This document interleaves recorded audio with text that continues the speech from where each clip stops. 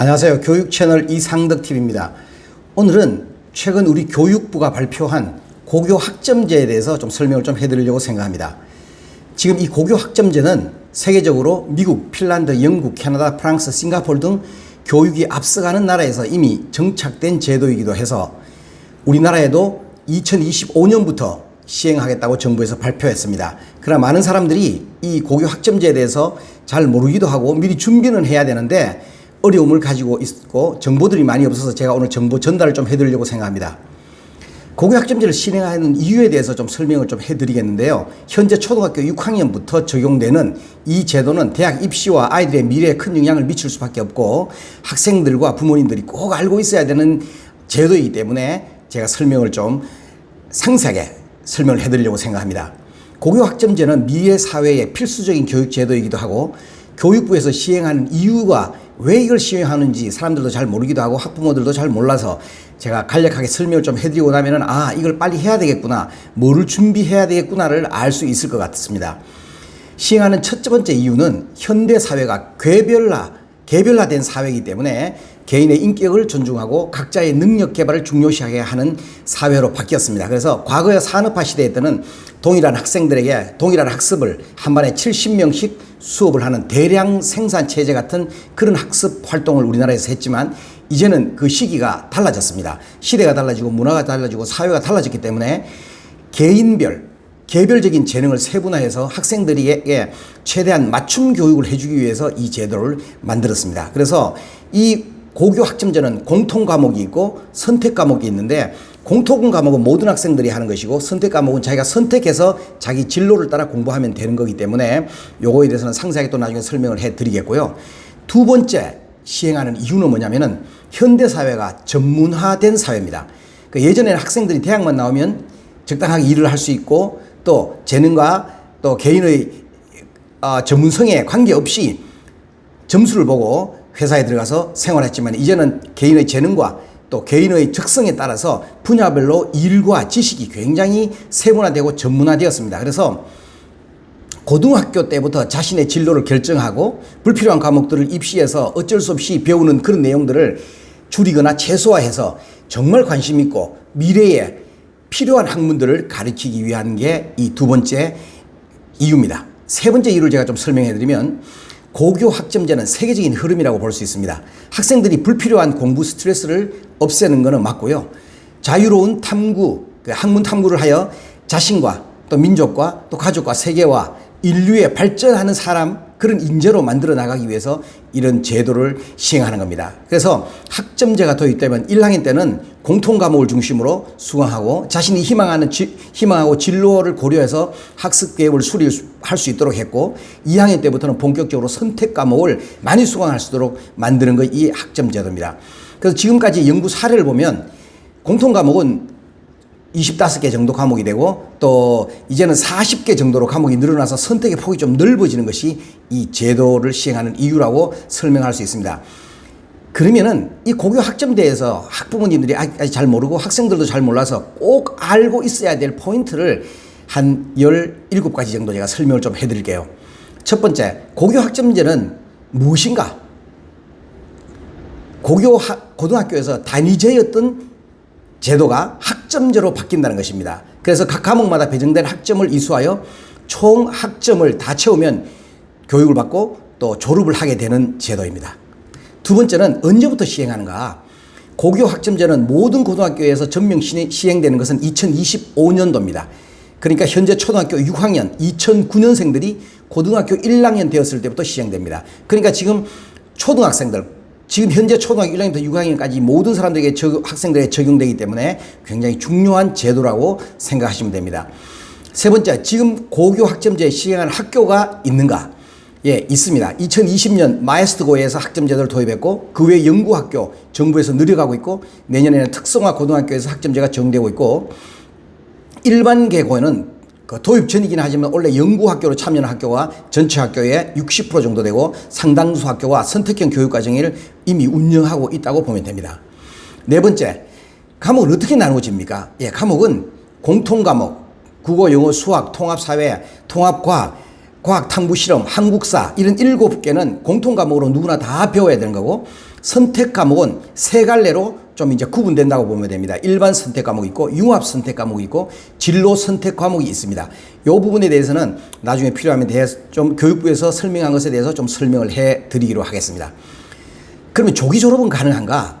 학점을 몰아서 듣고 일찍 졸업하는 조기 졸업은 우리나라에서는 현재 불가능합니다. 3년 동안 균형 있게 학습하기 위해서 한 학기에 반드시 들어야 될 최소 학점 수로가 정해져 있고 고등학교 2학년 때 많은 과목을 들어도 고등학교 3학년 때 수업을 들어야 하는 과목들이 있기 때문에 학생들이 원하는 경우에 192학점을 채우면 되는데 그 이상을 학점을 더 들어도 되긴 하나 조기 졸업은 불가능합니다. 현재로는.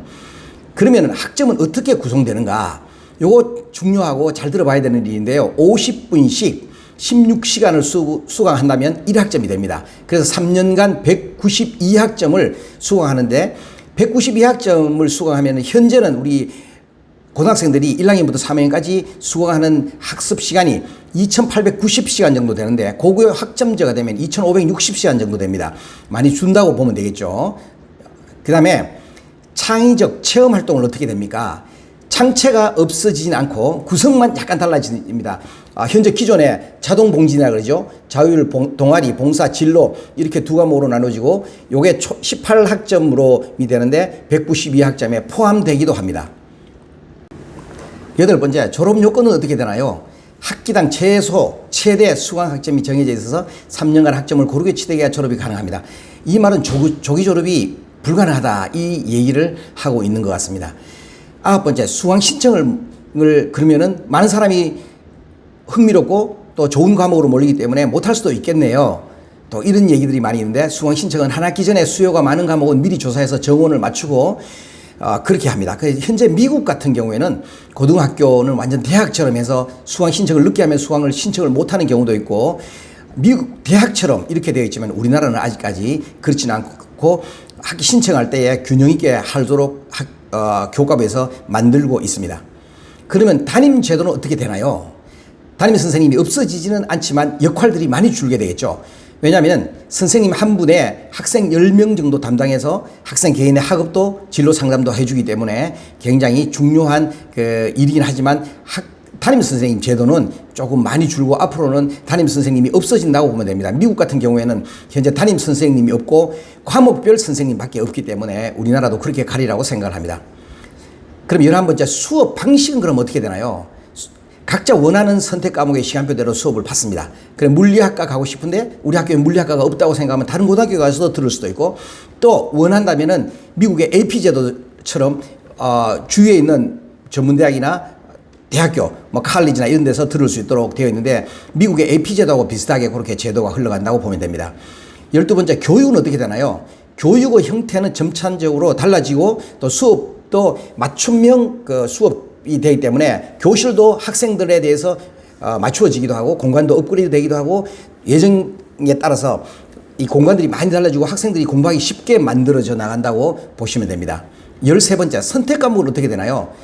2025년부터 모든 선택 과목에 성취 평가제가 도입됩니다. 이 말은 무슨 얘기냐면은 선택 과목도 상대 평가가 이루어진다면 공부 잘하는 애들이 또 피하는 현상이 생길 수 있고 하니까 그런 것이 아니고 아이들이 전부 다 그걸 할 수 있도록 만들어서 상대 평가를 하는 게 아니라 성취 평가를 합니다. 그래서 40%면 40% 이상 되면은 그 학기를 졸업할 수 있고 학점을 딸 수 있도록 이렇게 만들어주는 거가 됩니다. 그래서 예시를 보면 생기부의 등급이 아니라 성취도와 성취도별 학생의 비율이 기재되어 있어서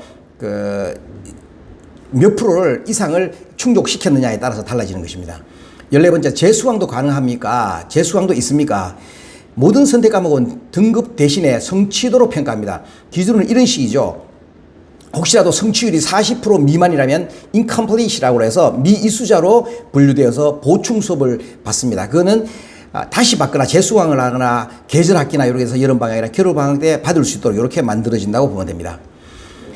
향후 일정은 어떻게 되나요? 16번째로 2020년 마이스컷에 도입했고 2022년에 특성화고의 학점제가 도입할 예정이고 그리고 일반 계고는 학점제가 부분 도입되고 있고 2025년부터 현재 초등학교 6학년 2009년생부터 본격적으로 진행이 됩니다.